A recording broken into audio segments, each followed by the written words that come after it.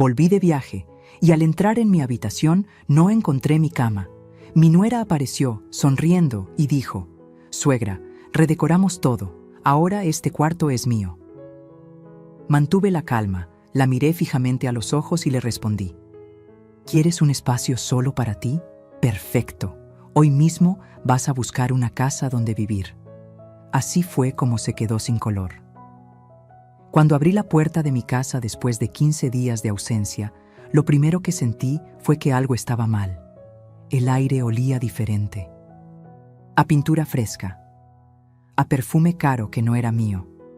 Dejé mi maleta en la entrada y caminé despacio por el pasillo, con el corazón empezándome a latir más fuerte, como si mi cuerpo supiera algo que mi mente todavía no quería aceptar. Mis pies me llevaron directo a mi habitación. La puerta estaba entreabierta. La empujé con la mano temblorosa, y ahí fue cuando mi mundo se detuvo. Mi cama ya no estaba. Esa cama de madera de caoba donde había dormido durante 25 años, donde había llorado la muerte de mi esposo, donde había cosido la ropa de mis hijos en las madrugadas, había desaparecido. En su lugar había una cama moderna, blanca, con cojines decorativos que parecían sacados de una revista de decoración. Las paredes que yo había pintado de color durazno estaban ahora en gris claro. Mis fotografías, las fotos de mi boda, de mis hijos pequeños, de mi esposo con su sonrisa, ya no estaban colgadas. Sentí que el piso se movía bajo mis pies. «¿Te gusta cómo quedó, suegra?». La voz llegó desde atrás, dulce como miel envenenada. Me giré despacio. Ahí estaba Valeria, mi nuera, recargada en el marco de la puerta con una sonrisa que no le llegaba a los ojos. Llevaba un vestido ajustado color vino, el cabello recién peinado, las uñas perfectamente arregladas. Se veía victoriosa.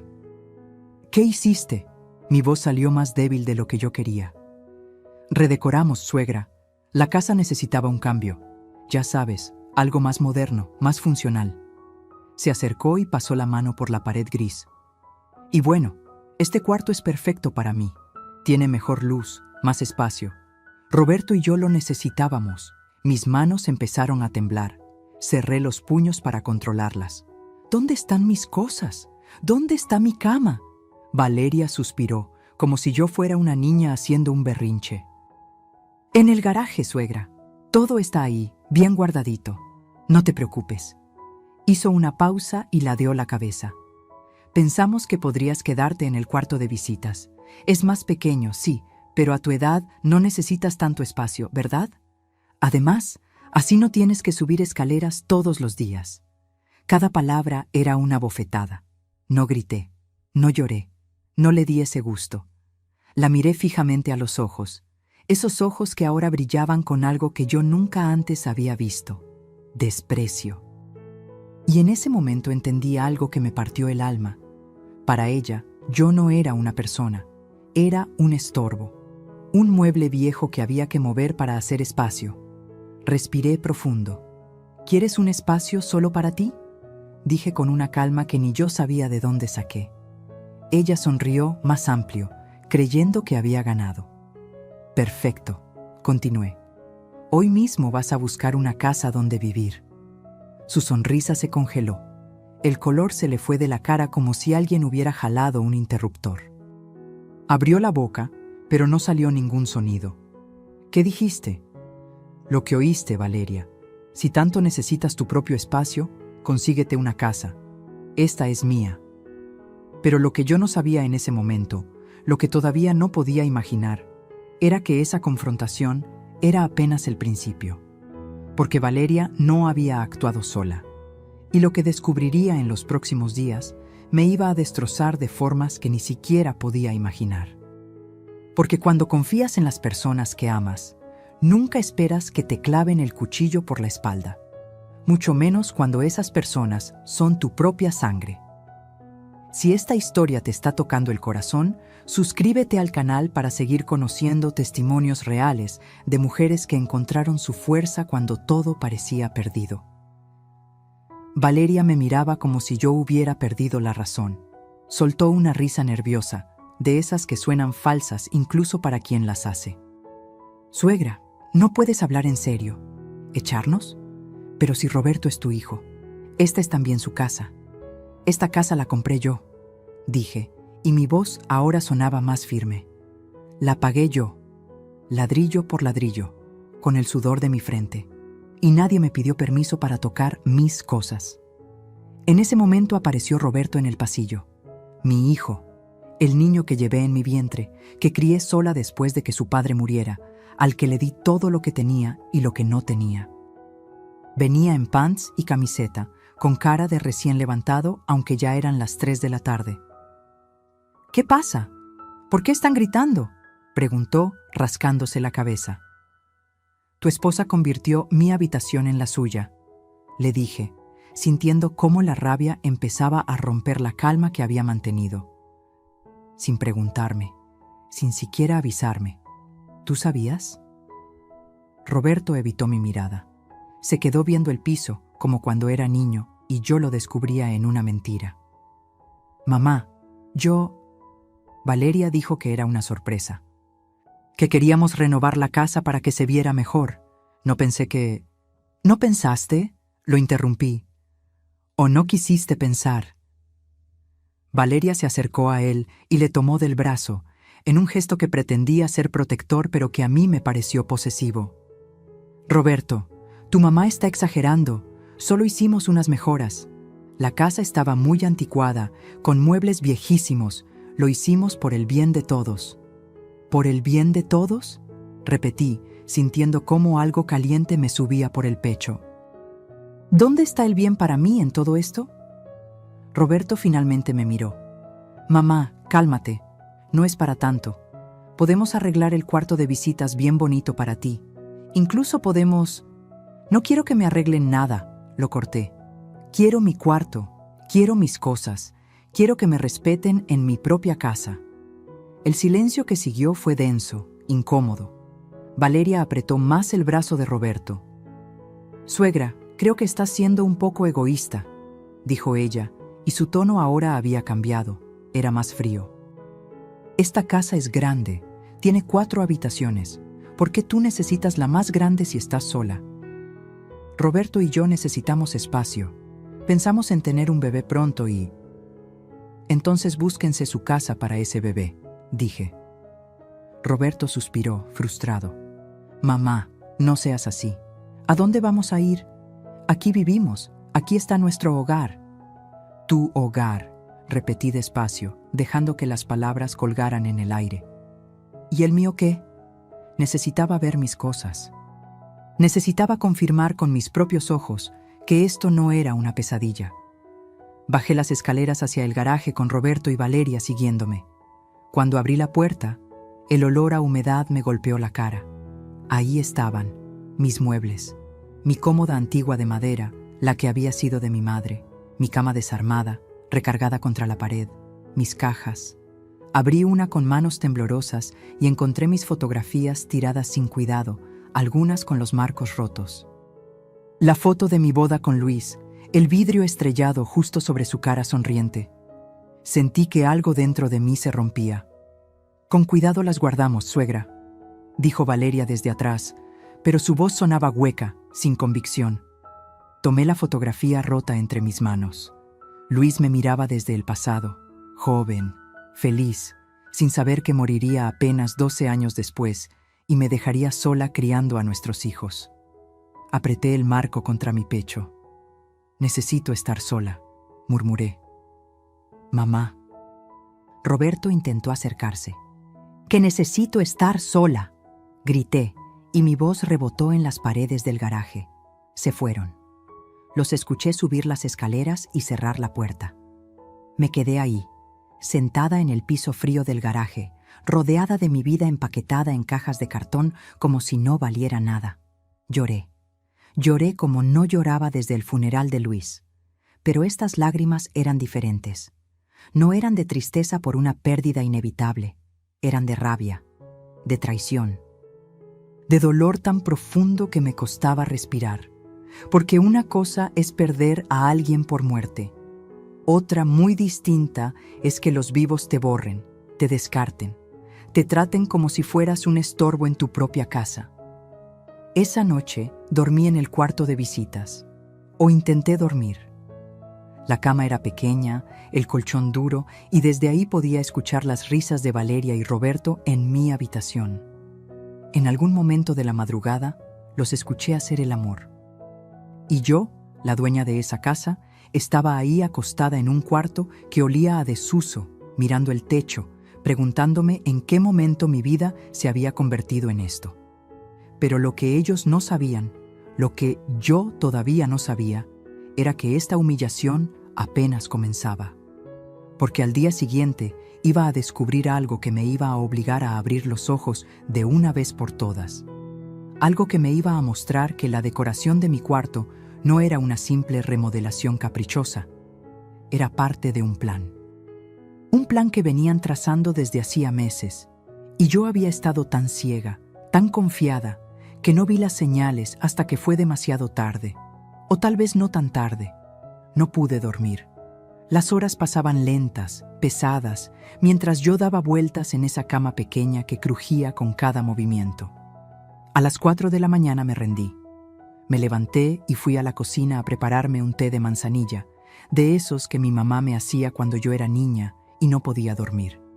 La casa estaba en silencio. Solo se escuchaba el tic-tac del reloj de pared que Luis me regaló en nuestro 10º aniversario. Me senté en la mesa de la cocina, con la taza caliente entre las manos, y los recuerdos me invadieron como olas. Recordé cuando Luis y yo éramos jóvenes y soñábamos con tener nuestra propia casa.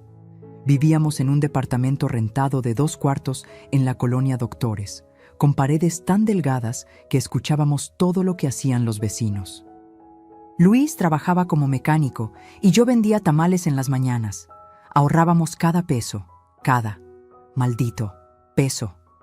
Recordé el día que encontramos el terreno. Era un lote vacío en Iztapalapa, lejos del centro, sin servicios, pero era lo único que podíamos pagar.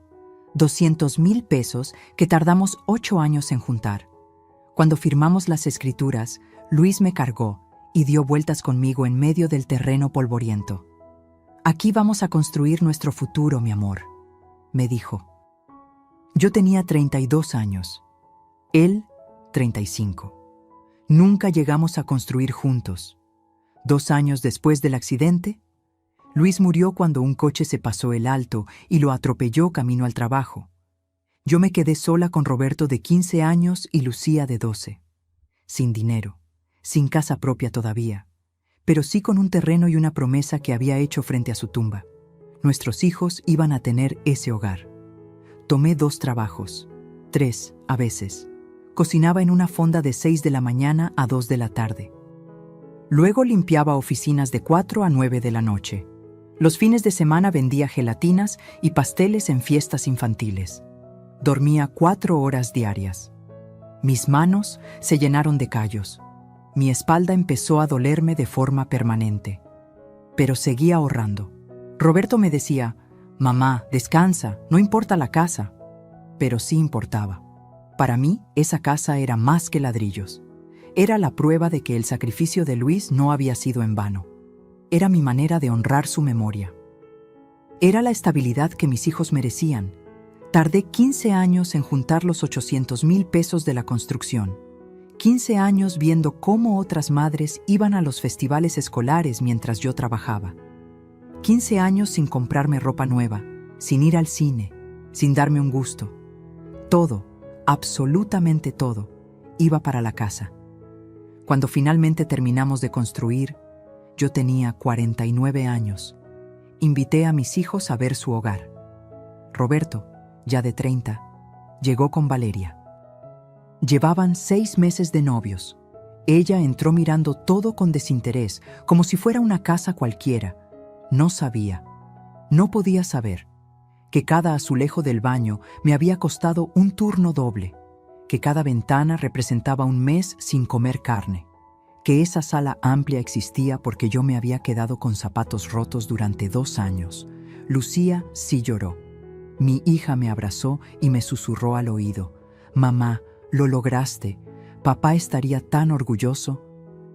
Ahora, sentada en mi cocina a las 4 de la mañana, con 67 años y sintiendo cada uno de ellos en mi cuerpo cansado, me preguntaba, ¿para qué había sido todo? ¿Para terminar desplazada en mi propia casa? ¿Para que mi nuera borrara mi historia como si no valiera nada?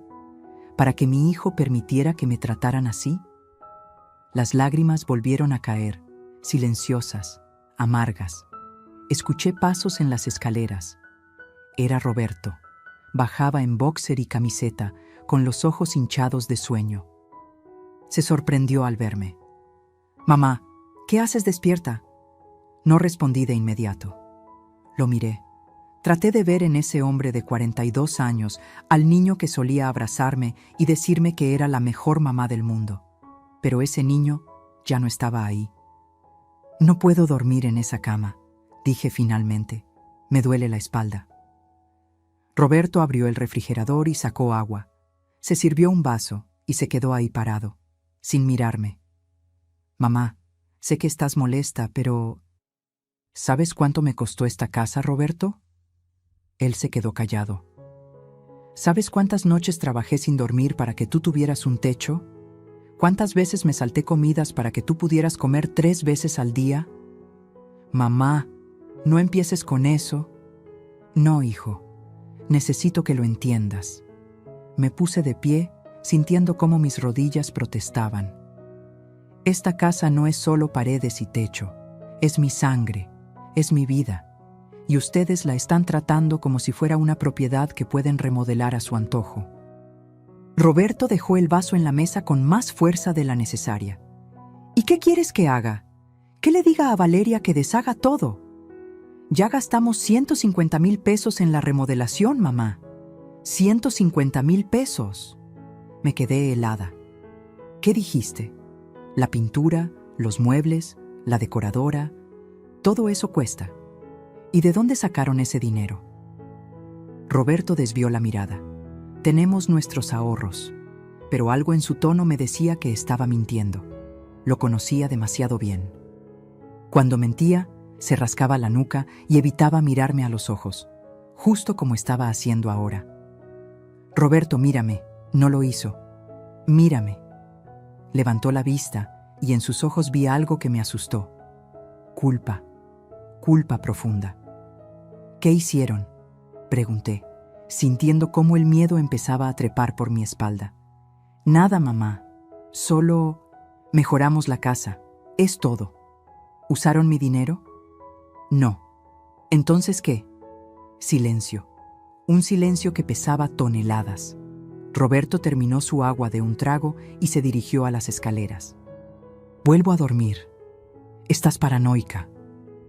Me quedé sola otra vez en la cocina, pero ahora el miedo se había instalado en mi pecho como un puño cerrado, porque yo conocía a mi hijo y sabía cuando me escondía algo grande. Al día siguiente iba a empezar a buscar respuestas. Iba a abrir cajones, revisar papeles, hacer preguntas, y lo que iba a descubrir me iba a romper el corazón en pedazos más pequeños todavía, porque a veces el dolor más grande no viene de los extraños. Viene de las personas que juraron amarte. Y cuando esa traición se revela, el mundo nunca vuelve a ser el mismo. Los siguientes 3 días actué como si nada hubiera pasado, como si hubiera aceptado mi nuevo lugar en la jerarquía de mi propia casa. Preparaba el desayuno, limpiaba, sonreía cuando tenía que sonreír, pero por dentro cada fibra de mi ser estaba alerta, observando, escuchando. Valeria se paseaba por la casa como reina. Se había apropiado no solo de mi habitación, sino también de mi espacio en la cocina. Movió mis sartenes de hierro, los que me había regalado Luis, al gabinete de arriba donde yo casi no alcanzaba. Puso sus ollas de cerámica caras en el lugar donde siempre habían estado las mías. Pequeñas victorias que ella saboreaba cada vez que yo tenía que pedirle ayuda para alcanzar algo. Roberto salía temprano al trabajo y regresaba tarde. Ingeniero en una empresa de construcción, ganaba bien, pero nunca alcanzaba para sus gastos. Siempre había sido así. Gastaba más de lo que tenía. Cuando era joven, yo le cubría sus deudas pequeñas. Es joven, está aprendiendo, me decía a mí misma. Ahora tenía 42 años y seguía sin aprender. El tercer día, Valeria salió a la estética. «Voy a arreglarme el cabello, suegra». «Regreso en 3 horas», dijo mientras se pintaba los labios frente al espejo del recibidor. Mi espejo, el que había comprado en un mercado de antigüedades hace 20 años. Roberto estaba en el trabajo. La casa quedó vacía, silenciosa. Era mi oportunidad. Subí las escaleras despacio, conteniendo la respiración como si alguien pudiera escucharme. Entré a lo que había sido mi habitación. El olor a perfume de Valeria saturaba el aire. Me daba náuseas, pero seguí adelante. Abrí el closet. Toda mi ropa había desaparecido. En su lugar, vestidos caros, zapatos de marca, bolsas que costaban lo que yo ganaba en un mes cuando trabajaba. Cerré el closet y me dirigí al escritorio. Era un mueble nuevo, moderno, de vidrio. Sobre él había una laptop cerrada. No la toqué, no sabía usar esas cosas de tecnología, pero abrí los cajones. Papeles, muchos papeles, facturas de muebles, 45,000 pesos en una tienda de decoración de lujo. Comprobantes de pagos a un diseñador de interiores, 30,000 pesos. Recibos de pintura importada, de cortinas, de una lámpara que costaba más que mi primer coche. Y entonces encontré algo que me heló la sangre. Un folder manila. Dentro, documentos impresos de internet. Páginas sobre derechos de posesión por mejoras a la propiedad. Artículos legales marcados con resaltador amarillo.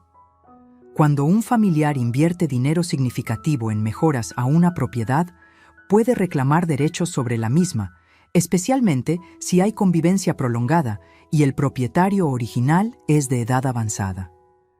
Mis manos empezaron a temblar tanto que casi suelto los papeles. Había anotaciones en los márgenes. La letra de Valeria. Abogado consulta, 5,000 pesos. Documentar todas las mejoras. Fotos antes y después. Seguí buscando. Más al fondo del cajón encontré un sobre. Dentro había copias fotostáticas de documentos. Las escrituras de M y Casa. Pero estas copias tenían post-its pegados. Cambiar a nombre conjunto con un signo de interrogación. ¿Cuánto tiempo de posesión se necesita? Se me cerró la garganta. No podía respirar. Valeria no había redecorarlo porque sí. Estaba construyendo un caso. Estaba documentando inversiones para reclamar derechos sobre mi casa. Sobre la casa que yo había construido con el sudor de 15 años de trabajo. Saqué mi celular, uno viejo que Lucía me había regalado, y tomé fotos de todo con manos temblorosas.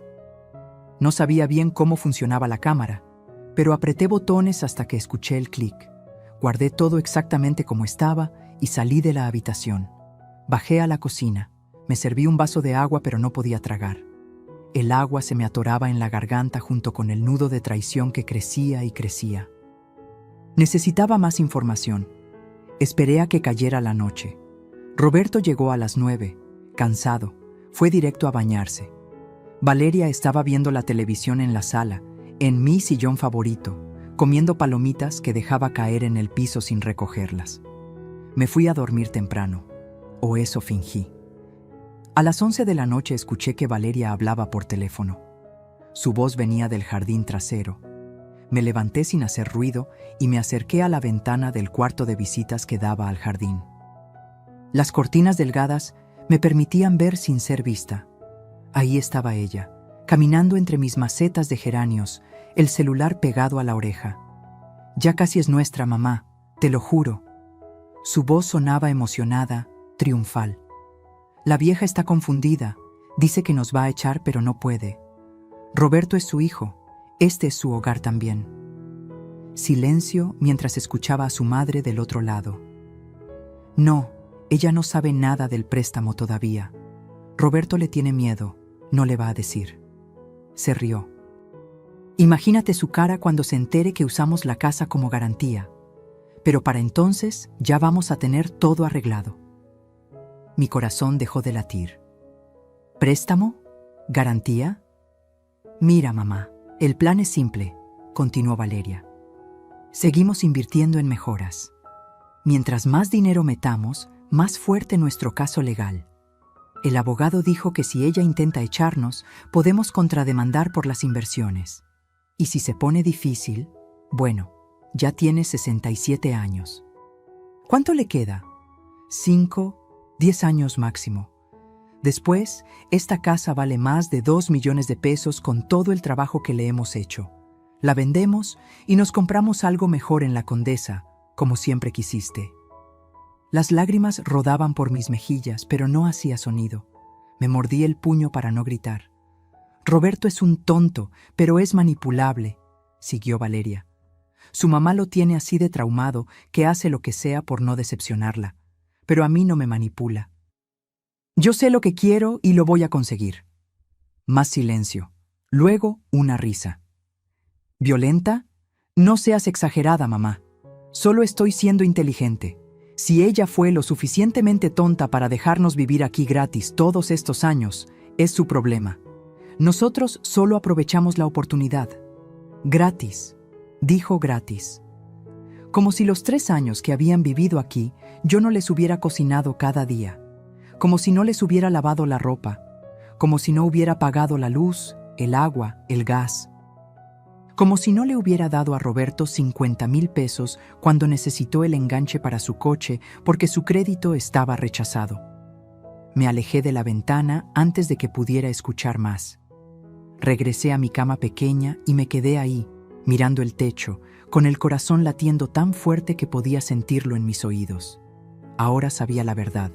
No era solo despojo de un cuarto, era un plan calculado, meticuloso, para quitarme mi casa, para quedarse con lo único que me quedaba en este mundo. Y Roberto lo sabía. Mi hijo lo sabía, y no me había dicho nada. Esa noche tomé una decisión. No iba a gritar. No iba a llorar más. No iba a darles el gusto de verme rota. Iba a ser inteligente. Iba a planear. Y cuando atacara, iban a doler tanto que nunca olvidarían lo que se siente traicionar a quien te dio todo. Pero primero necesitaba ayuda, y sabía exactamente a quién llamar. Al día siguiente, bien temprano, marqué un número que no había usado en meses. El teléfono sonó 3 veces antes de que contestaran. «¿Mamá? ¿Estás bien?» La voz de Lucía sonaba preocupada. Nunca la llamaba tan temprano. «Hija», dije, y mi voz se quebró a pesar de mis esfuerzos por sonar fuerte. «Necesito que vengas a casa. Necesito tu ayuda y necesito que vengas ya». Lucía llegó 2 días después. No podía venir antes. Tenía audiencias programadas en su despacho de abogados en Guadalajara, pero me prometió que vendría el fin de semana. Esos 2 días fueron los más largos de mi vida. Valeria notó que algo había cambiado en mí. Ya no le sonreía. Ya no hacía como que todo estaba bien. Ella me observaba con desconfianza, como un gato que sabe que el ratón está planeando escapar. «¿Está todo bien, suegra?», me preguntó el jueves por la mañana mientras yo preparaba el desayuno. «Perfectamente», respondí sin mirarla. «Se ve tensa. Estoy bien». Dejó su taza de café en la barra con un golpe seco. «Mire, suegra, si todavía está molesta por lo del cuarto, creo que está siendo muy inmadura. Ya es momento de que lo supere. Las cosas cambian. Usted ya está grande. Necesita adaptarse». Me giré a verla. Tenía puesto un pants deportivo de marca que costaba lo que yo ganaba en una semana vendiendo tamales hace 20 años. El cabello recogido en una coleta perfecta, las uñas recién hechas. Todo pagado con dinero que mi hijo se endeudaba para darle. «Tienes razón», dije con una calma que me sorprendió. «Las cosas cambian». Ella sonrió, creyendo que había ganado otra vez. No tenía idea de lo que se venía. El viernes por la noche, Valeria me dio la noticia. «Suegra, mañana vienen unas amigas a comer. Vamos a estar en la sala y necesitamos privacidad. ¿Puede quedarse en su cuarto? Ah, y si pudiera preparar algo rico, se lo agradeceríamos. Ya sabe, sus enfrijoladas están buenas. Haga esas». No era una pregunta, era una orden. Roberto estaba sentado en el sillón viendo el fútbol en la televisión. No dijo nada. Ni siquiera volteó a verme. ¿A qué hora?, pregunté. Como a la 1 de la tarde. Y suegra, por favor, póngase algo presentable. No esa bata vieja que siempre usa. Esa noche casi no dormí. Sabía que Lucía llegaría en la mañana. Sabía que necesitaba aguantar solo un poco más. Pero no imaginaba que antes de que mi hija llegara, iba a vivir la humillación más grande de mi vida. Sábado, 11 de la mañana. Empecé a preparar las enfrijoladas. Frijoles refritos con el toque que me enseñó mi madre, tortillas recién hechas, crema, queso fresco desmoronado. El olor llenaba la casa. A las 12:30 sonó el timbre. Valeria corrió a abrir. Entraron 4 mujeres de su edad, todas arregladas, perfumadas, riendo escandalosamente. Traían botellas de vino, bolsas de una boutique cara. «Bienvenidas a mi casa», dijo Valeria, enfatizando el mí mientras me miraba de reojo. Se instalaron en la sala. Yo serví las enfrijoladas en la barra del desayunador, pensando que vendrían por ellas. Pero Valeria entró a la cocina y me hizo un gesto con la mano. «Suegra, llévelas a la sala. Y tráenos el vino también». Me quedé helada. ¿Qué? Que nos sirva en la sala. No queremos levantarnos. Respiré profundo. Tomé la bandeja con los platos y salí. Las amigas de Valeria me miraron con curiosidad. «¡Ay, qué rico se ve!», dijo una de ellas, una rubia con lentes de sol puestos adentro de la casa. Serví los platos. Fui a buscar el vino. Cuando regresé con la botella y las copas, Valeria estaba mostrándole a sus amigas su nuevo cuarto. «Vengan, les voy a enseñar cómo quedó. Es una belleza». Las 5 subieron las escaleras. Yo me quedé abajo, sintiendo cómo el estómago se me revolvía. Escuchaba sus voces y risas desde el 2.º piso. «Está hermoso, Vale. ¿Y este era el cuarto de tu suegra?». «Sí, pero ya sabes cómo son las señoras mayores, todo antiguo y deprimente». Le hicimos un favor de mudarla a un cuarto más pequeño. Risas. Bajaron después de 10 minutos. Se sentaron a comer. Yo estaba en la cocina, limpiando, tratando de desaparecer. Pero entonces escuché la voz de Valeria. «Suegra, ¿puede traernos más servilletas?». Salí con las servilletas. Cuando las dejé en la mesa, una de las amigas, morena, con aretes enormes, me miró con una sonrisa condescendiente. «¿Y usted es la mamá de Roberto?». «Sí». «Ay, qué conveniente tener ayuda viviendo en la casa, ¿verdad, Vale?», le dijo a Valeria con un codazo cómplice. Mi sangre se congeló. «Muy conveniente», respondió Valeria entre risas. «Aunque a veces hay que decirle cómo se hacen las cosas. Ya sabe, la generación de antes tenía otros estándares». Las risas se hicieron más fuertes. Otra de las amigas, pelirroja con uñas largas decoradas, me vio directamente. «¿Y le pagan algo?», digo, «por cocinar y limpiar». El silencio que siguió fue ensordecedor. Valeria tomó un sorbo de vino, disfrutando cada segundo. «No, pero le damos techo y comida. Es suficiente, ¿no? Además es familia. La familia se ayuda». Las carcajadas explotaron. Yo me quedé ahí parada, con las mejillas ardiendo, sintiendo cómo cada risa era una bofetada. Me veían como la sirvienta, como una empleada gratuita en mi propia casa. «Suegra, ¿puede recoger estos platos? Ya terminamos». Mis manos temblaban cuando tomé los platos. Uno se me resbaló, pero lo atrapé antes de que cayera. Más risas. «Cuidado, suegra».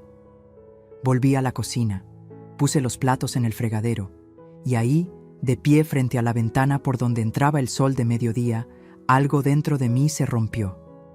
No fue dramático, no fue ruidoso, fue silencioso, como cuando se raja un cristal, un quiebre fino que lo cambia todo.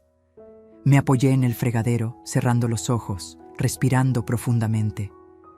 Las lágrimas querían salir, pero no las dejé. No iba a llorar, no más. En ese momento escuché una voz detrás de mí. «Mamá». Me giré. Ahí estaba Lucía en la puerta de la cocina. No la había escuchado llegar. Traía su maleta pequeña, jeans, una blusa sencilla, pero lo que más noté fueron sus ojos. Ojos llenos de lágrimas de rabia. «¿Cuánto tiempo llevas aquí?», susurré. «Lo suficiente para escuchar todo», su voz temblaba. «Lo suficiente para entender qué está pasando en esta casa». Desde la sala llegaban más risas. Valeria estaba contando alguna historia, su voz alta y confiada. Lucía dejó su maleta en el piso y vino hacia mí. Me abrazó fuerte, y en ese abrazo me permití por un segundo ser frágil, ser la madre que necesitaba el consuelo de su hija. «Ya no más, mamá», me susurró al oído. «Esto se termina hoy». Se separó de mí, se secó los ojos con el dorso de la mano, y en su rostro vi la misma determinación que yo había tenido cuando era joven y decidí construir esta casa contra todo pronóstico. «¿Dónde está Roberto?», preguntó. «Salió. Dijo que volvería en la noche». «Perfecto. Entonces vamos a trabajar, tú y yo, como siempre debió ser. ¿Qué vas a hacer?». Lucía me tomó de las manos, sus manos de abogada, suaves pero firmes.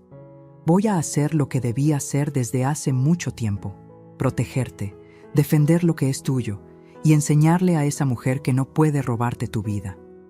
Lucía, ella tiene papeles, planes, y yo tengo la ley de mi lado, y tengo algo que ella nunca va a tener.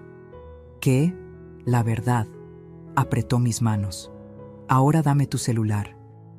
Necesito ver esas fotos que me dijiste por teléfono, y luego vamos a revisar cada documento de esta casa, cada papel, cada recibo. Vamos a construir un caso tan sólido que cuando terminemos, Valeria va a desear nunca haber puesto un pie en esta casa». Desde la sala, la voz de Valeria gritó: «¡Suegra! ¡Más vino!». Lucía me miró. Yo la miré a ella, y por primera vez en días sonreí. No una sonrisa feliz, una sonrisa de guerra. «Ve tú», le dije a Lucía. «Preséntate. Quiero ver su cara cuando sepa que ya no estoy sola». Mi hija asintió, se acomodó el cabello y salió de la cocina con pasos firmes. La seguí unos metros atrás. Valeria estaba sirviendo más vino cuando vio a Lucía. Su sonrisa se congeló. «Lucía, qué sorpresa». «Hola, Valeria», dijo mi hija con una voz fría como el hielo. «Vine a pasar unos días con mi mamá.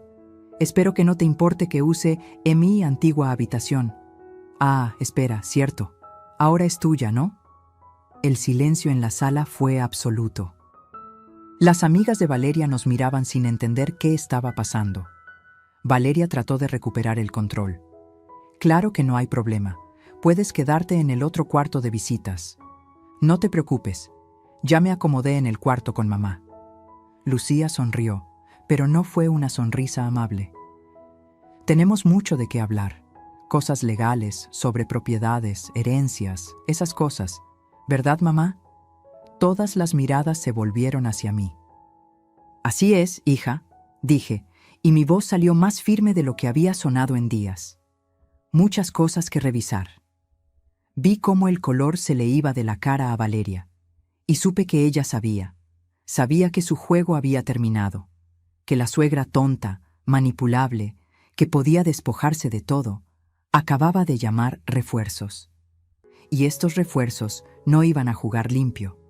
Las amigas de Valeria se fueron media hora después.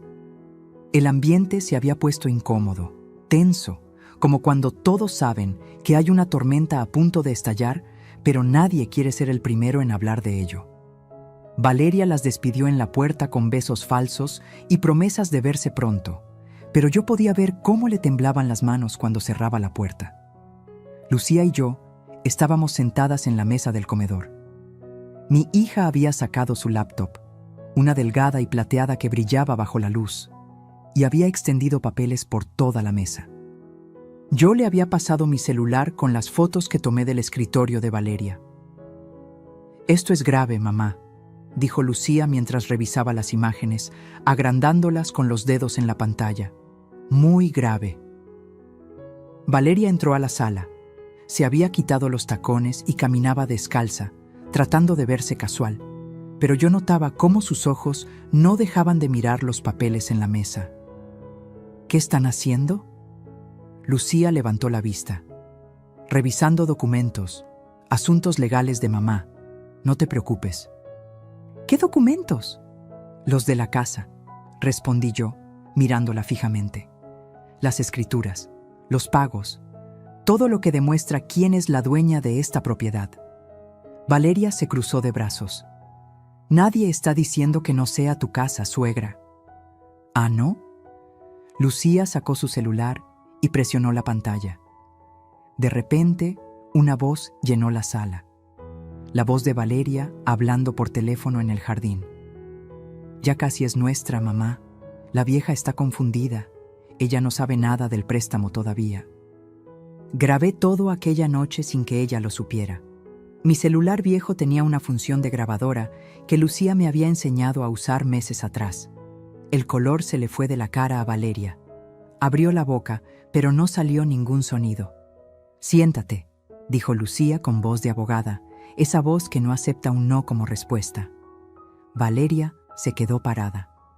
«He dicho que te sientes». Valeria obedeció, dejándose caer en el sillón como si sus piernas ya no pudieran sostenerla. Lucía detuvo la grabación. «Ahora vamos a hablar y vas a decirme la verdad. ¿Qué préstamo?» «Yo no sé de qué hablas». «No me tomes por idiota». El grito de Lucía me sorprendió hasta a mí. Mi hija siempre había sido tranquila, medida. «Tengo la grabación. Tengo fotos de documentos legales que estuviste investigando sobre derechos de posesión. Tengo recibos de 150,000 pesos en remodelaciones que no fueron autorizadas por la dueña de esta casa. Así que te voy a preguntar una vez más. ¿Qué préstamo?» Valeria se mordió el labio. Sus ojos se llenaron de lágrimas, pero yo ya no sentía compasión. Solo quería respuestas. «Roberto», empezó con voz quebrada. «Roberto sacó un préstamo». «¿De cuánto?» Silencio. «¿De cuánto?» 250,000 pesos. Sentí como si me hubieran golpeado en el estómago. 250,000 pesos. Más de lo que costó construir parte de esta casa. «¿Y usaron qué como garantía?», preguntó Lucía, aunque por su tono ya sabía la respuesta. «La casa», susurró Valeria. «Pero no es lo que piensas». «¿No es lo que pienso?» Lucía se puso de pie, caminando alrededor de Valeria como un abogado interrogando a un testigo. «Usaron la casa de mi madre, sin su conocimiento, sin su firma, como garantía para un préstamo. ¿Tienes idea de que eso es fraude?» «La firma sí la tenemos», explotó Valeria. «Roberto falsificó». Se tapó la boca, pero ya era tarde. Las palabras habían salido. El mundo se detuvo. «¿Qué acabas de decir?» Mi voz salió apenas como un susurro. Valeria empezó a llorar en serio ahora, con sollozos que sacudían su cuerpo. No queríamos hacerlo así, pero necesitábamos el dinero. Roberto tiene deudas, muchas deudas que tú no sabes, mamá. Tarjetas de crédito, préstamos personales. Si no pagábamos, iban a demandarlo, a meterlo a prisión. ¿Y su solución fue robar la casa de su madre? La voz de Lucía era de acero. ¿Falsificar su firma? Íbamos a arreglar todo antes de que te dieras cuenta. Valeria me miraba con desesperación. El plan era remodelar la casa, aumentar su valor y luego venderla. Con ese dinero pagaríamos el préstamo y te daríamos tu parte. Íbamos a comprarte un departamento pequeño, cómodo, donde no tuvieras que preocuparte por nada. Donde no estorbara. Terminé la frase por ella. Se hizo un silencio pesado. ¿Y las investigaciones legales sobre derechos de posesión?, continuó Lucía. ¿También eran parte de ese plan tan generoso? Valeria no respondió. Eso pensé. Lucía volvió a su laptop. «Mamá, dame las escrituras de la casa». Me levanté con piernas temblorosas y fui a mi cuarto, al cuarto de visitas donde ahora dormía. Del fondo de mi maleta saqué un sobre amarillo donde guardaba los documentos más importantes de mi vida. Las escrituras estaban ahí, protegidas en una funda de plástico. Se las llevé a Lucía. Ella las revisó cuidadosamente, pasando cada página con atención de abogada. «Aquí está», dijo después de unos minutos. «Cláusula de protección conyugal. Papá fue muy inteligente cuando redactó esto con el notario. La casa está únicamente a nombre de mamá. Para cualquier transacción, venta o usar la propiedad como garantía, se necesita su firma certificada ante notario con 2 testigos. Y aquí dice específicamente que nadie puede transferir derechos ni crear gravámenes sin el consentimiento explícito de la propietaria». Miró a Valeria con ojos que podían cortar cristal. «Lo que significa que cualquier documento que hayan firmado con un prestamista es nulo, completamente inválido. Y si falsificaron la firma de mi madre, no solo están cometiendo fraude patrimonial, están cometiendo un delito federal». Valeria estaba pálida como la muerte. Por favor no hagas esto. Roberto es tu hermano. Roberto es un ladrón», dijo Lucía con frialdad, «y tú eres su cómplice». Se abrió la puerta de la entrada. Roberto entró con una bolsa de supermercado, silbando despreocupado. Se detuvo en seco cuando nos vio a las 3 en la sala, la tensión tan espesa que se podía cortar con cuchillo. «¿Qué pasa aquí?» «Siéntate, Roberto», le dije, y mi voz no temblaba ya. Estaba llena de algo nuevo, decepción tan profunda que se había convertido en fuerza. «Mamá, Siéntate». Se sentó junto a Valeria. «Mi hijo, el niño al que cargué durante 9 meses, al que amamanté, al que velé cuando tuvo fiebre, al que defendí de los bullies en la escuela, el niño que una vez me dijo que cuando fuera grande me iba a construir un castillo. Ahora no podía siquiera mirarme a los ojos. Lucía, explícale a tu hermano lo que acabamos de descubrir», dije. Mi hija sacó una carpeta y comenzó a leer en voz alta. Cada documento, cada recibo, cada prueba de su traición. Los 150,000 pesos en remodelaciones. Los documentos legales investigando cómo despojarme. El préstamo de 250,000 pesos con firma falsificada. Las conversaciones grabadas de Valeria planeando quedarse con mi casa. Con cada revelación, Roberto se hundía más en el sillón. Cuando Lucía terminó, el silencio era absoluto. Hasta los pájaros afuera parecían haber dejado de cantar. «¿Es verdad?», le pregunté a mi hijo. «¿Todo esto es verdad?». Roberto se cubrió la cara con las manos. «Mamá, las deudas, no sabía qué hacer, iba a pagarte todo, te lo juro. No me respondiste. ¿Falsificaste mi firma?». Levantó la vista. Tenía los ojos rojos. «Sí». Esa palabra simple cayó como una piedra en un pozo sin fondo. «Entonces, esto es lo que va a pasar», dijo Lucía tomando el control. «Tienen 48 horas para salir de esta casa. Van a llevarse solo su ropa y sus pertenencias personales. Todos los muebles que compraron con dinero del fraude se quedan aquí». «¡No puedes echarnos!», gritó Valeria. «Esta casa también es de Roberto. Es su herencia». «Era su herencia», la corregí. «Hasta que decidió robarme en vida». «Mamá, por favor». Roberto se arrodilló frente a mí. Lágrimas reales corrían por su cara. «Por favor, dame otra oportunidad. Voy a arreglar todo. Voy a conseguir el dinero. ¿Vas a qué, Roberto? ¿Vas a devolverme mi dignidad? ¿Vas a borrar el hecho de que permitiste que me trataran como sirvienta en mi propia casa? ¿Vas a hacer que olvide que firmaste documentos con MI nombre sin mi permiso?». «Mamá, no». Me puse de pie. «Durante 42 años te di todo. Mi juventud, mi salud, mi vida entera. Y cuando finalmente necesitaba que me cuidaras, que me respetaras, decidiste traicionarme de la peor manera posible. Mamá, yo te amo. El amor no roba. El amor no miente. El amor no planea despachar a su madre a un departamento pequeño para quedarse con lo que ella construyó». Roberto sollozaba en el piso. Valeria estaba en shock, mirando la pared. Lucía sacó unos papeles de su carpeta. «Aquí está el documento que van a firmar. Es un acuerdo donde reconocen que no tienen ningún derecho sobre esta propiedad, que todas las mejoras fueron hechas sin autorización y que se comprometen a no iniciar ningún tipo de acción legal contra mi madre. Si no lo firman, mañana mismo presentamos cargos por fraude patrimonial ante la Fiscalía. ¿Y si lo firmamos?, preguntó Valeria con voz apenas audible. Si lo firman y se van sin problemas, no los demandamos. Es así de simple. Roberto miró el documento. Luego me miró a mí. Mamá, si firmo esto, ¿me vas a perdonar algún día? La pregunta flotó en el aire. Y yo me pregunté, ¿podría perdonar algo así? ¿Podría algún día volver a confiar en el hijo que me había traicionado de esta manera? No lo sé, respondí con honestidad. Tal vez algún día, pero no hoy, y no pronto. Roberto tomó el bolígrafo que Lucía le extendía. Con mano temblorosa, firmó el documento. Valeria hizo lo mismo, sus lágrimas manchando el papel. 48 horas, repitió Lucía.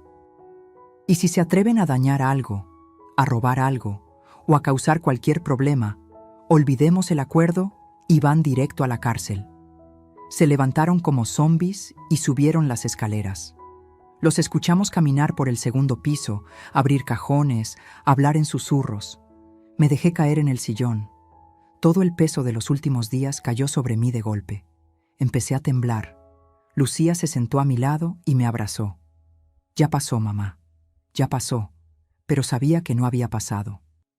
Que los próximos 2 días iban a ser un infierno. Que ver a mi hijo empacar su vida e irse de la casa que construí para él iba a romperme de maneras que ni siquiera podía imaginar. Pero también sabía algo más, que por primera vez en mucho tiempo no estaba sola, y que esta batalla finalmente la iba a ganar. Los siguientes 2 días fueron una tortura silenciosa. Roberto y Valeria se movían por la casa como fantasmas, evitando mirarme, empacando sus cosas en cajas de cartón que habían conseguido en el supermercado. El sonido de la cinta adhesiva cerrando las cajas se convirtió en la banda sonora de esas 48 horas. Lucía no se separó de mí ni un momento. Dormimos juntas en el cuarto de visitas, abrazadas como cuando ella era niña y tenía pesadillas. Pero ahora la pesadilla era real y estábamos despiertas viviéndola. El lunes por la mañana, el día límite, Lucía decidió que era momento de tener una última conversación. Una conversación que pusiera todo sobre la mesa, sin gritos, sin lágrimas, solo verdades. «Necesitamos cerrar esto bien», me dijo mientras tomábamos café en la cocina. «No por ellos, por ti, para que puedas seguir adelante sin dudas». A las 10 de la mañana, los 4 nos sentamos en el comedor, la misma mesa donde habíamos compartido cientos de comidas. La mesa donde Roberto había hecho su tarea de niño, donde celebramos sus cumpleaños, sus graduaciones, su compromiso con Valeria. Ahora era la mesa de la sentencia final. Lucía tenía enfrente una carpeta gruesa.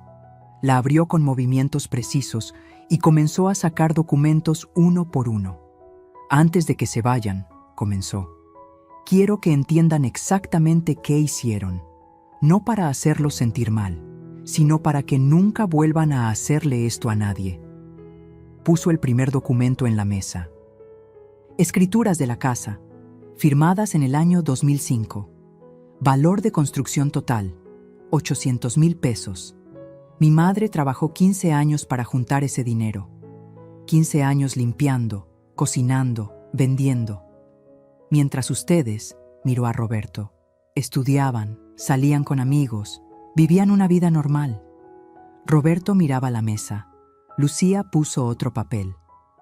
Estados de cuenta bancarios. Aquí están los movimientos de la tarjeta de crédito de mamá de los últimos 6 meses.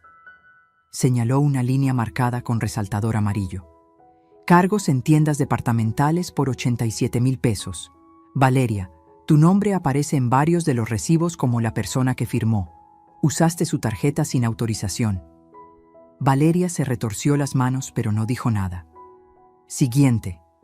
Lucía puso más papeles. Contrato de préstamo con un agiotista de la colonia. 250,000 pesos prestados al 30% de interés anual. Documento con la firma falsificada de mi madre usando esta casa como garantía. Levantó la vista. ¿Saben qué hubiera pasado si no pagaban? El agiotista hubiera iniciado un proceso legal, y aunque la firma era falsa, el proceso hubiera sido largo, costoso, angustiante. Mamá hubiera tenido que contratar abogados, ir a tribunales, demostrar el fraude. Todo eso mientras ustedes disfrutaban del dinero robado. No fue así, comenzó Roberto. Sí fue así, explotó Lucía. Exactamente así. Y lo peor es que no mostraron ni un ápice de remordimiento hasta que los descubrieron. Puso otro documento. Cotizaciones con abogados especialistas en derecho patrimonial. Valeria, conseguiste 3 opiniones legales diferentes sobre cómo reclamar derechos de posesión sobre una propiedad. Todas las consultas fueron en febrero y marzo de este año. Esto no fue un impulso. Fue un plan calculado durante meses. Yo solo quería asegurar nuestro futuro, murmuró Valeria.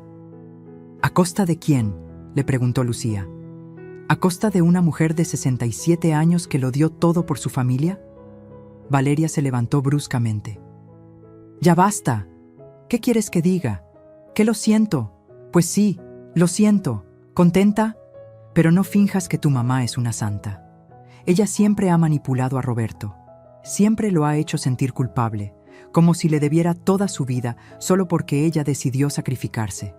Me quedé sin aire. ¿Cómo te atreves?, empecé.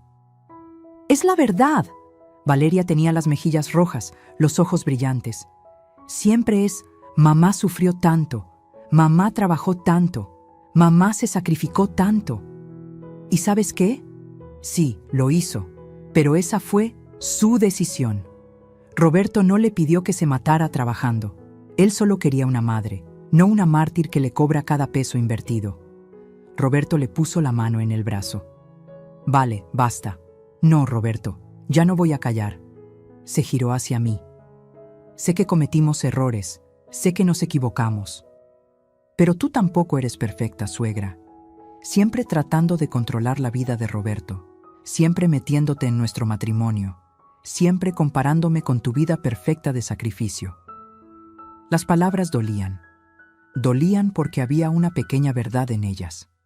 Tal vez sí había sido demasiado presente. Tal vez sí había usado mi sacrificio como arma emocional sin darme cuenta. Tienes razón, dije, y todos me miraron sorprendidos. No soy perfecta, y tal vez sí cometí errores como madre. Tal vez presioné demasiado. Tal vez les recordé demasiadas veces todo lo que hice por ustedes. Me puse de pie mirando a Roberto a los ojos. Pero nada de eso justifica lo que hiciste. Nada de eso justifica robarme, falsificar mi firma, planear despojarme de lo único que me queda. Si estabas molesto conmigo, debiste hablarlo. Si sentías que te presionaba, debiste poner límites, pero no tenías derecho a destruirme. Roberto tenía lágrimas corriendo por las mejillas. Mamá, yo nunca quise destruirte. Solo me sentí tan presionado.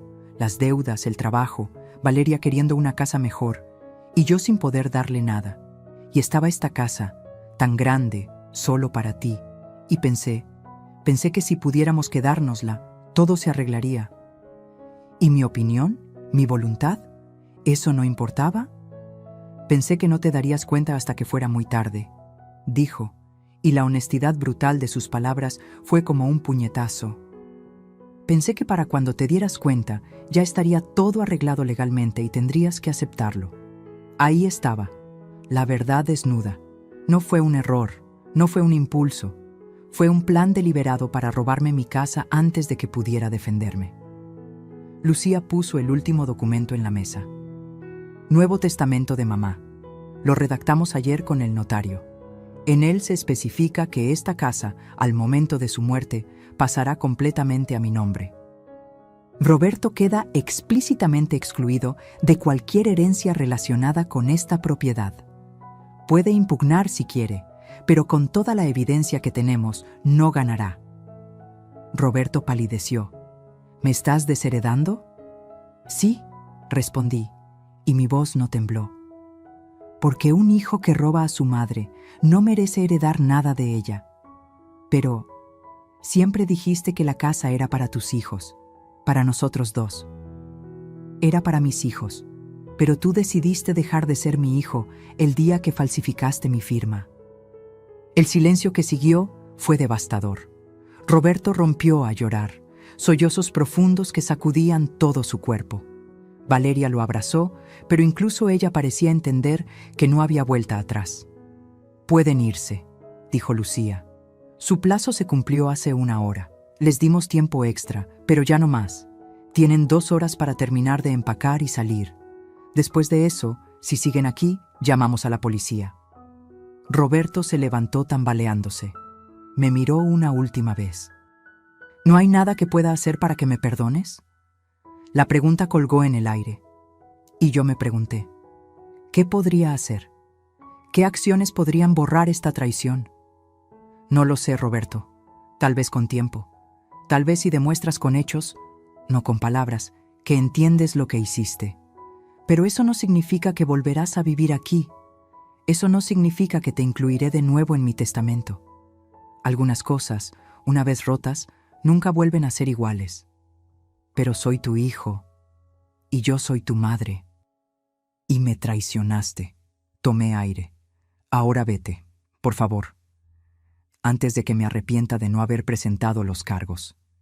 Subieron las escaleras por última vez.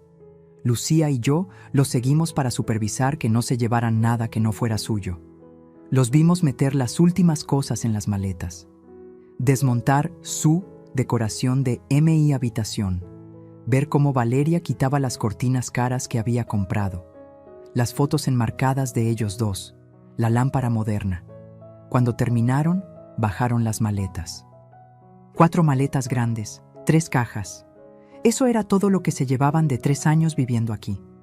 Roberto cargó todo en su coche estacionado afuera. Un coche por el que yo le había dado el enganche hace 2 años. Antes de subirse, se giró una última vez. «Mamá». «Cuídate, Roberto», dije, y cerré la puerta. Me quedé ahí parada, del otro lado, escuchando cómo el motor arrancaba, cómo se alejaba, cómo mi hijo se iba de mi casa, tal vez para siempre. Lucía me abrazó por la espalda. «Hiciste lo correcto, mamá». «Entonces, ¿por qué me duele tanto?», susurré. «Porque el amor no se apaga de un día para otro. Porque aunque hizo algo terrible, sigue siendo tu hijo. Y eso es lo más difícil de todo esto, que el dolor viene exactamente de ese amor». Lloré en los brazos de mi hija. Lloré por el hijo que perdí, no por muerte, sino por traición. Y ese tipo de pérdida duele de maneras que la muerte nunca podría.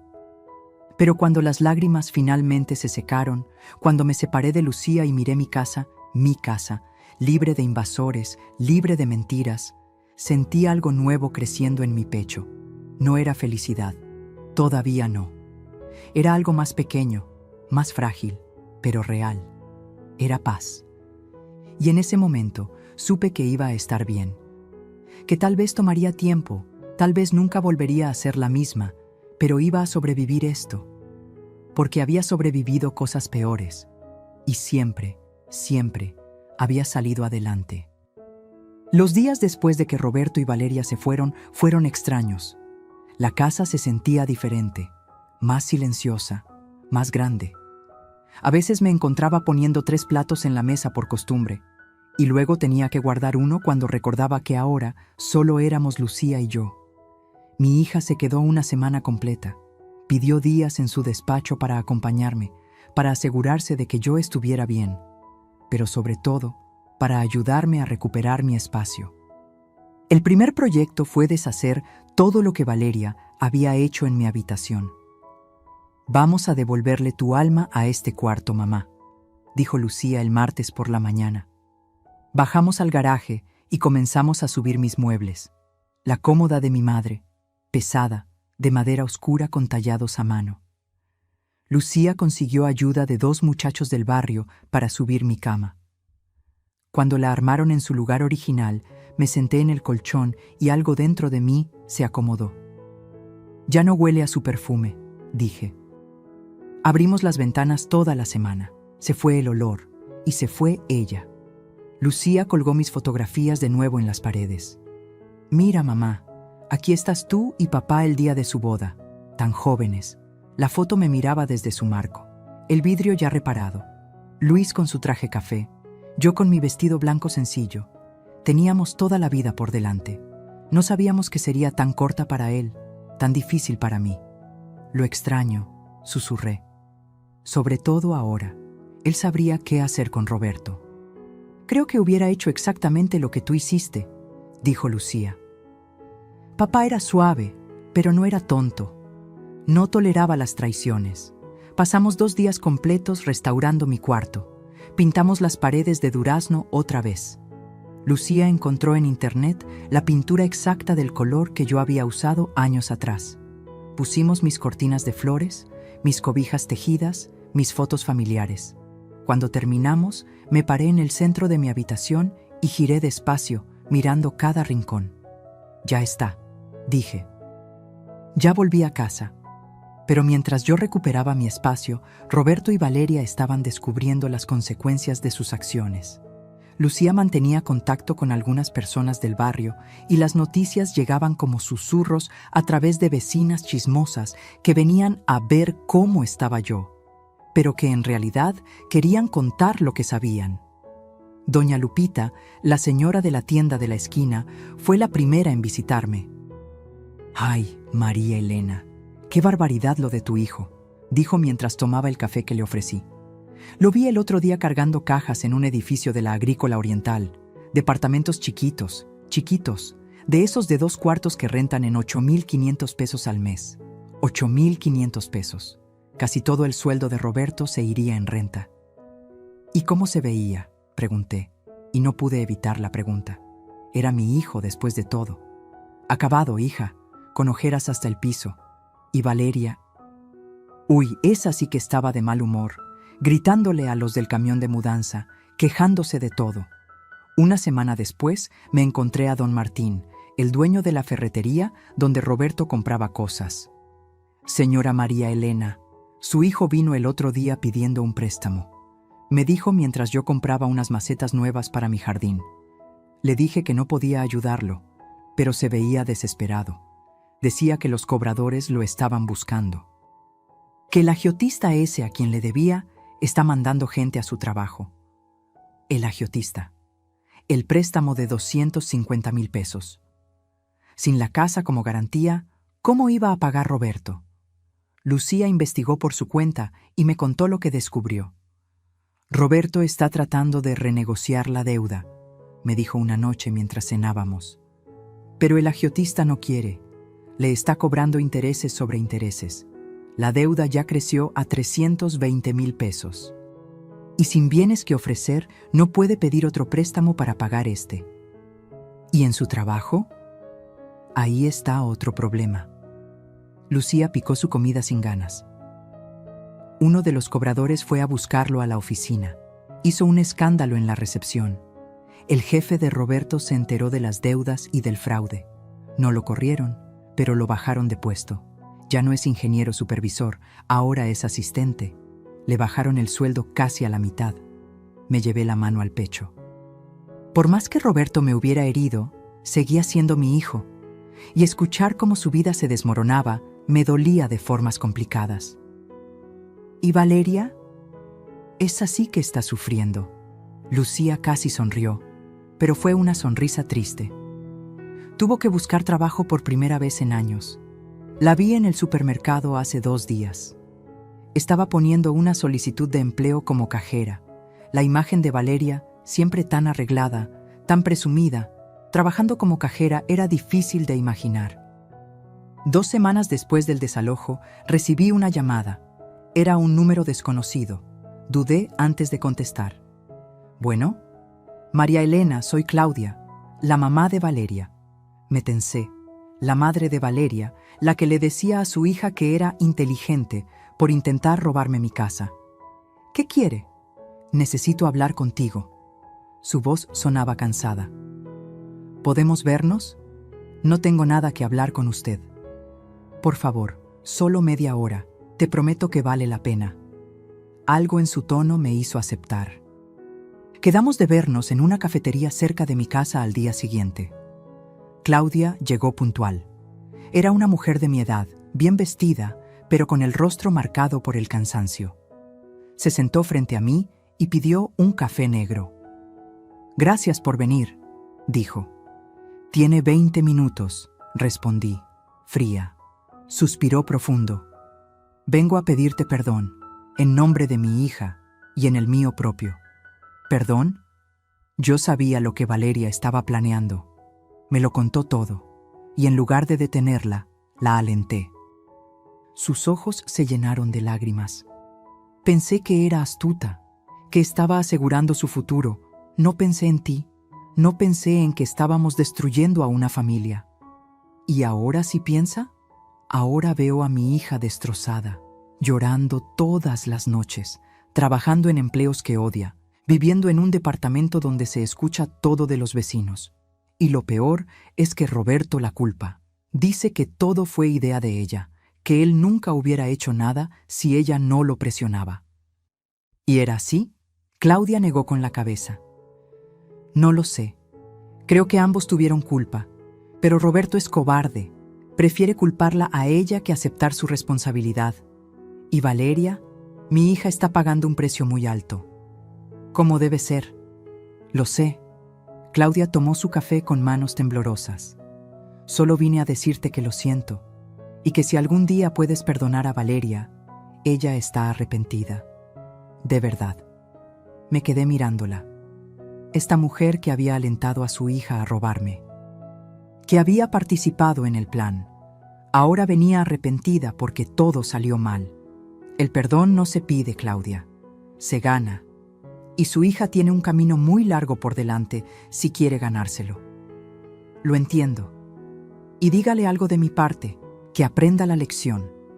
Que nunca, nunca intente construir su felicidad sobre la destrucción de otra persona. Porque la vida tiene maneras de cobrar esas cuentas, siempre. Claudia asintió, se terminó su café y se fue. No la volví a ver. Esa noche, Lucía y yo cenamos en el jardín. Había comprado luces navideñas y las colgué en los árboles, aunque no era época navideña. Solo quería que mi casa se sintiera alegre otra vez. «¿Cómo te sientes, mamá?», preguntó Lucía.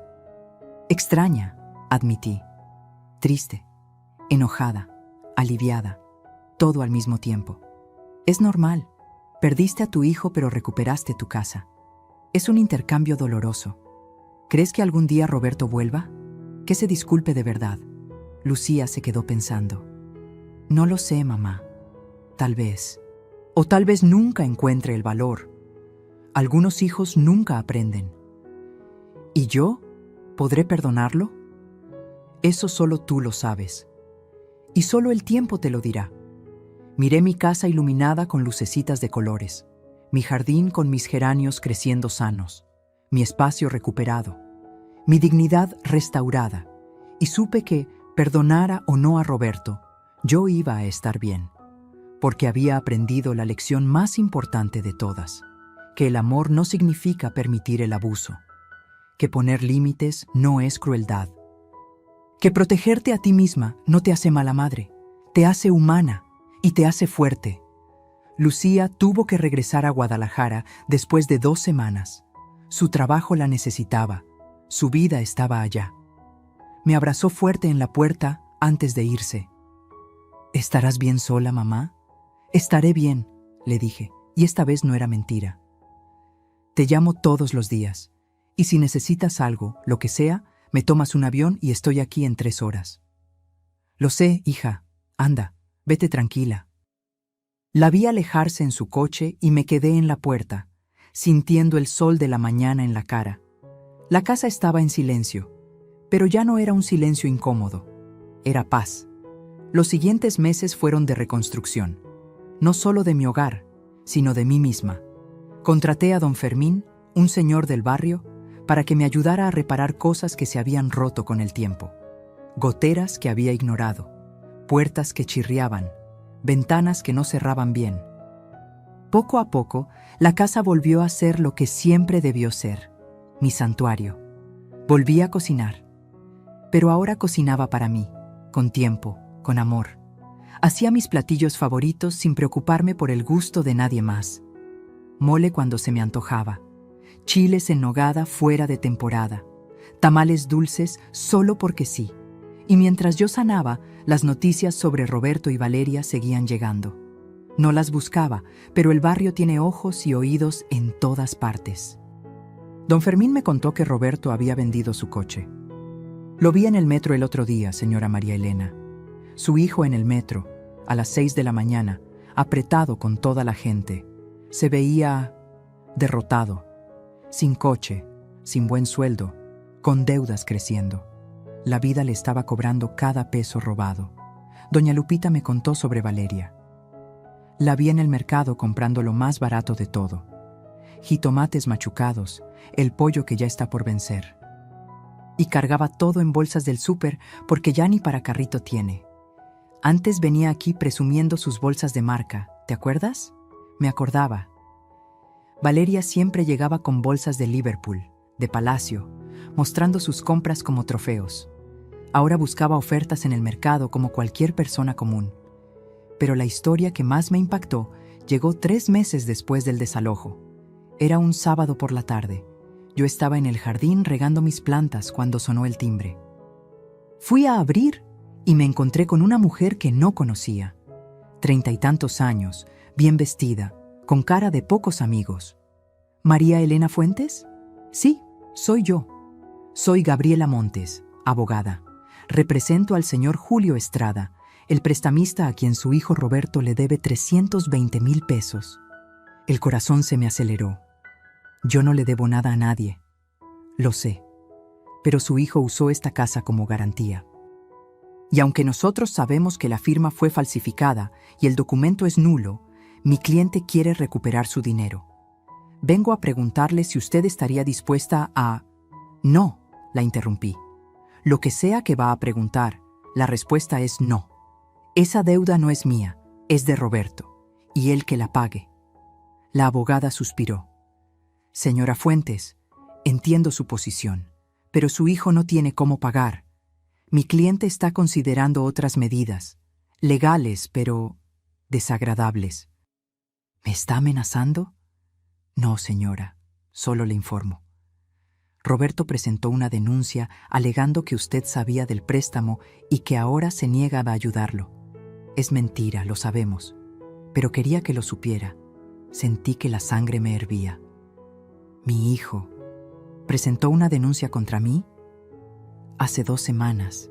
Fue desestimada inmediatamente porque no tenía ninguna base legal, pero lo hizo. Cuando la abogada se fue, me senté en el sillón sintiendo que el mundo daba vueltas. Roberto no solo me había robado, no solo me había traicionado, ahora intentaba culparme a mí de sus deudas. Llamé a Lucía de inmediato. Mamá, respira, respira, me decía del otro lado de la línea. Esa denuncia no tiene ningún valor. Es un intento desesperado de Roberto de sacarse el problema de encima. ¿Cómo pudo hacer eso, Lucía?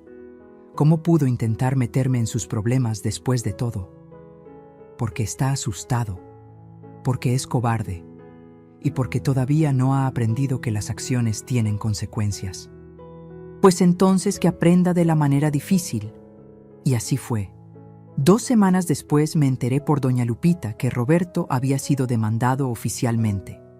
El agiotista perdió la paciencia y llevó el caso a tribunales. Sin bienes para embargar, solicitaron descuento directo de nómina. El 30% del sueldo de Roberto iba a ir directo a pagar la deuda durante los próximos 5 años. El muchacho no va a poder ni respirar, dijo doña Lupita sacudiendo la cabeza. Con lo poco que gana y quitándole el 30%, van a vivir de milagro. Y así fue. Valeria tuvo que conseguir un segundo empleo. La vi una noche cuando fui al Oxxo cerca de mi casa. Estaba ahí, detrás del mostrador, con el uniforme azul y rojo, atendiendo a clientes con cara de agotamiento. Nuestras miradas se cruzaron. Ella se puso pálida. Yo no dije nada. Pagué mis cosas y me fui. Pero vi en sus ojos todo lo que había perdido. Su arrogancia, su seguridad, su plan perfecto de una vida fácil. La justicia no siempre llega con golpes dramáticos. A veces llega así, lenta, constante, como agua que desgasta la piedra. 4 meses después del desalojo, recibí una llamada de un número que no reconocía. Esta vez era Roberto. «Mamá», su voz sonaba rota, pequeña. «Necesito hablar contigo». «No tengo nada que hablar. Por favor, solo 5 minutos. Necesito pedirte algo». Algo en su tono me hizo aceptar. Nos vimos en el mismo café donde había hablado con Claudia. Roberto llegó irreconocible. Había bajado de peso. Tenía canas que no tenía antes, ojeras profundas, la ropa arrugada. Se sentó frente a mí y no pudo mirarme a los ojos. «Gracias por venir», murmuró. «¿Qué quieres, Roberto? Vengo a disculparme. De verdad, sin excusas, sin justificaciones. Lo que hice fue imperdonable. Te robé, te traicioné, intenté quitarte lo que era tuyo. Y luego, como cobarde, traté de culparte de mis propios errores. Las palabras sonaban sinceras, pero yo ya no sabía si podía creer en él. ¿Y qué esperas que haga con esa disculpa? Nada. No espero tu perdón. No lo merezco. Solo necesitaba que lo supieras. Que cada día me despierto con el peso de lo que hice. Que no puedo dormir pensando en tu cara cuando descubriste todo. Que he perdido a mi madre por mi propia estupidez. ¿Valeria sabe que estás aquí?» Valeria y yo nos separamos. Me quedé en silencio. No funcionó. Cuando el dinero se acabó, cuando tuvimos que enfrentar la realidad, nos dimos cuenta de que no teníamos nada más. Nuestro matrimonio estaba construido sobre comodidades y apariencias. Sin eso, solo quedaba el resentimiento. Se frotó la cara. Se fue con su madre hace 2 semanas. Firmamos el divorcio ayer. ¿Y viniste a contarme esto por qué? Porque necesitaba que supieras que estoy pagando, que la vida me está cobrando cada error. Y que aunque no puedo arreglar lo que rompí, voy a pasar el resto de mi vida tratando de ser mejor persona. No por ti, por mí. Porque no quiero terminar solo, amargado, sin nada ni nadie. Me quedé mirándolo. Mi hijo. El hombre que había sido un niño dulce que me traía flores del jardín. El que me abrazaba y me decía que era su heroína. ¿Dónde se había perdido ese niño? Roberto, no sé si algún día pueda perdonarte completamente. No sé si nuestra relación va a volver a ser lo que era, pero... Tomé aire. Te deseo que encuentres paz, que aprendas de esto y que nunca, nunca le hagas a nadie lo que me hiciste a mí. ¿Eso significa? No significa nada todavía. Significa que estoy abierta a ver qué hace con su vida de ahora en adelante. Las palabras son fáciles, Roberto. Los hechos son lo que cuenta. Se le llenaron los ojos de lágrimas. Gracias, mamá. Es más de lo que merezco. Se levantó para irse. Antes de salir del café, se giró. Te amo, mamá. Siempre te he amado. Y siento tanto haberte lastimado. Lo vi irse, caminando despacio, con los hombros caídos, y sentí algo extraño en el pecho. No era perdón, todavía no.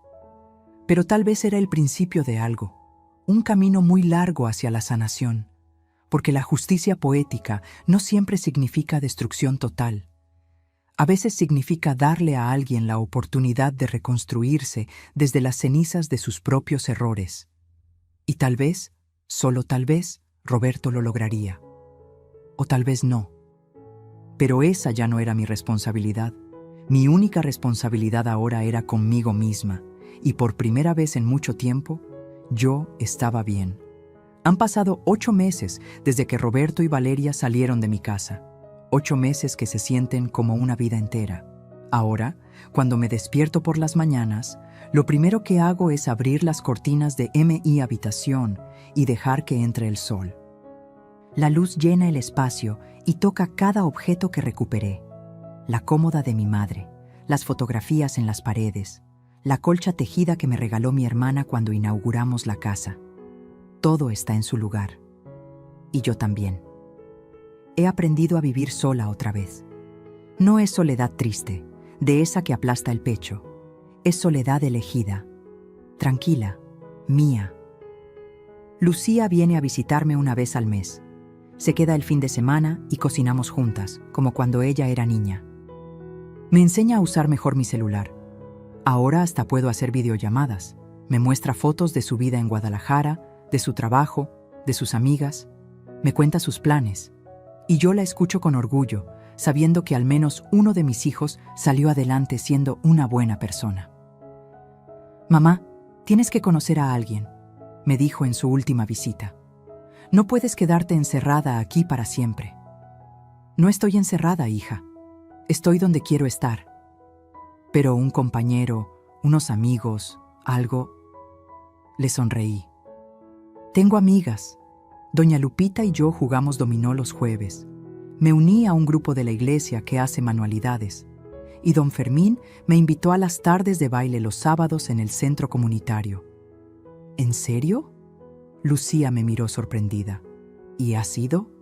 «Fui una vez». Me reí.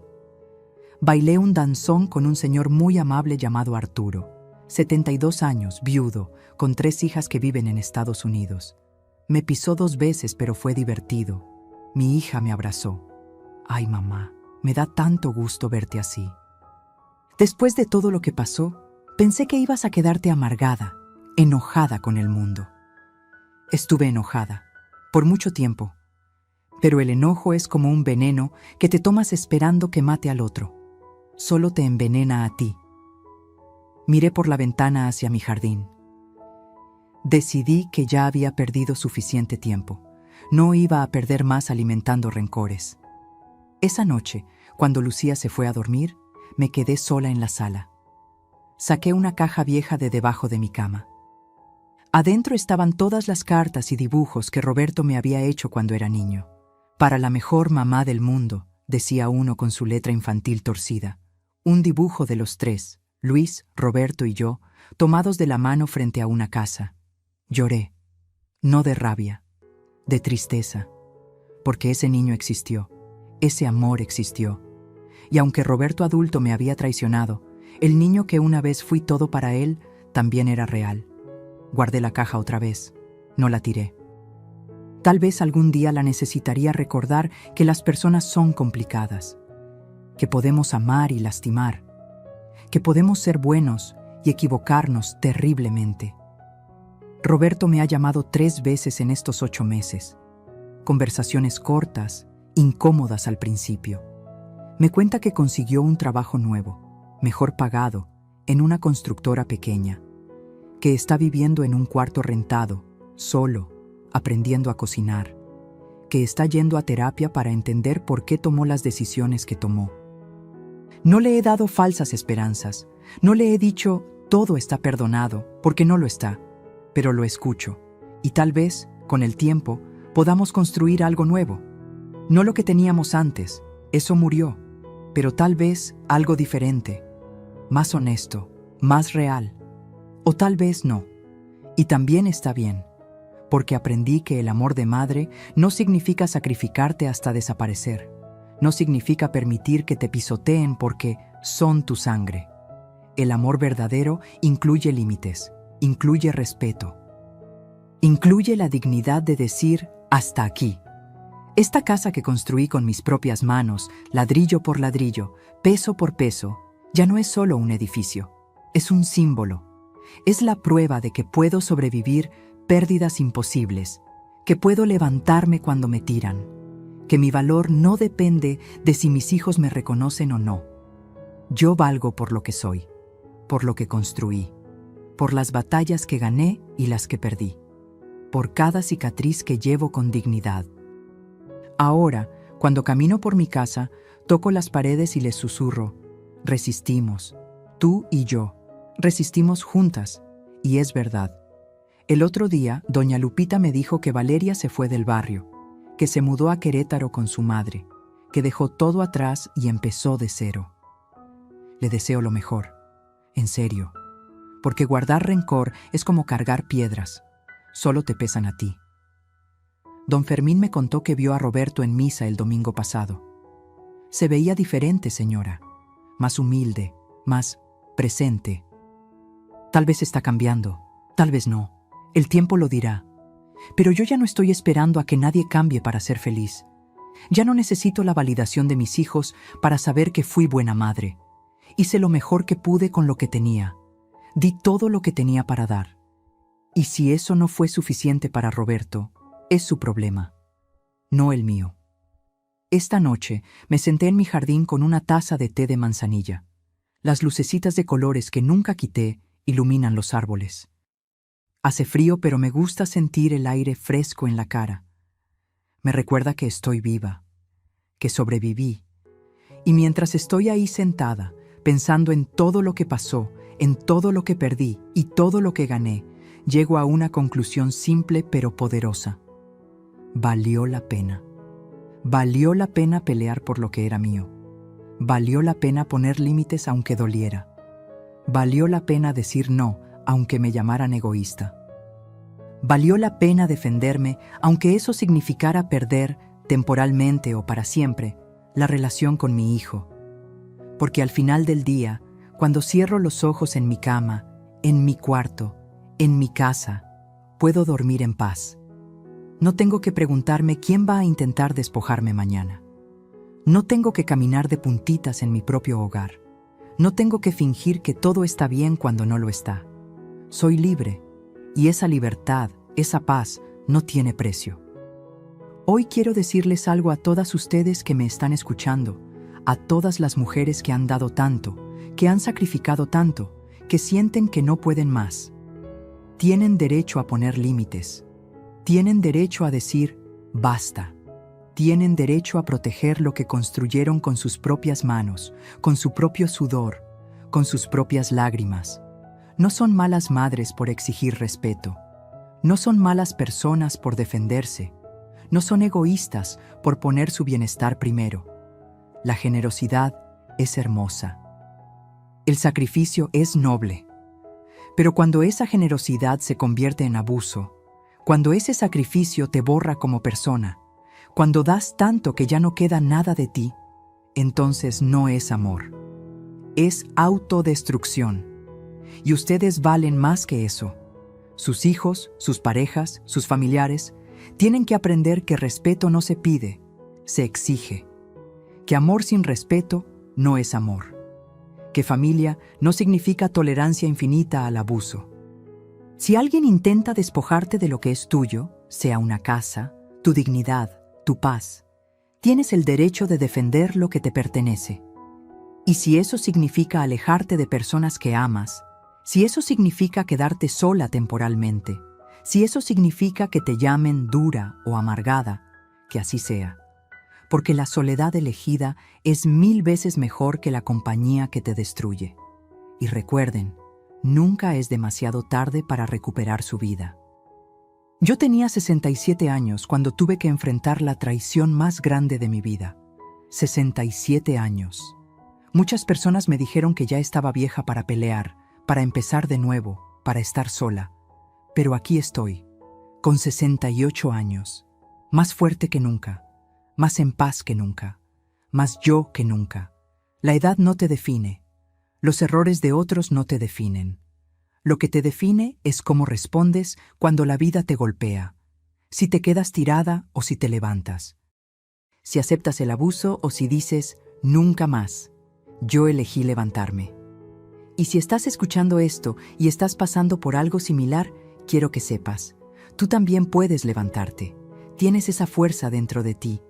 Tal vez no lo crees ahora, tal vez te sientes rota, acabada, demasiado cansada para pelear. Pero la fuerza está ahí, esperando.